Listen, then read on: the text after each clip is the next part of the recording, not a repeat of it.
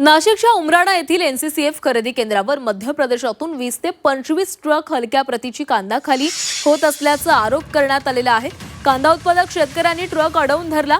दरम्यान कांदा उत्पादक शेतकऱ्यांचा मोठा जमाव या गोडाऊन भोवती जमा झाल्याने काही तणाव निर्माण झाला होता। दरम्यान या संपूर्ण प्रकाराची सखोल चौकशी करावी अशी मागणी कांदा उत्पादकांनी केलेली आहे। दरम्यान कांदा उत्पादकांनी केलेले आरोप संस्थांनी फेटाळून लावलेले आहेत।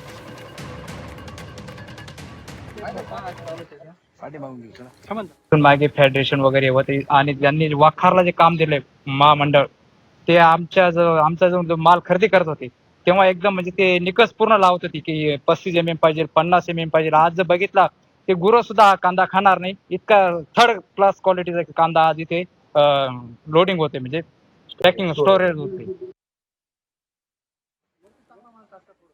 तर नाशिकच्या उमराणा येथील एनसीसीएफ खरेदी केंद्रावर मध्य प्रदेशातून 20 ते 25 ट्रक हलक्या प्रतीचा कांदा येत असल्याचा आरोप करण्यात आलाय। कांदा उत्पादक शेतकऱ्यांनी हा ट्रक अडवून धरला होता। दरम्यान कांदा उत्पादक शेतकऱ्यांचा मोठा जमाव त्या गोडाऊन बाहेर जमा झाल्याने काही काळ तणावाचं वातावरण निर्माण झालं होतं। दरम्यान या संपूर्ण प्रकरणाची सखोल चौकशी करावी अशी मागणी कांदा उत्पादकांनी केलेली आहे।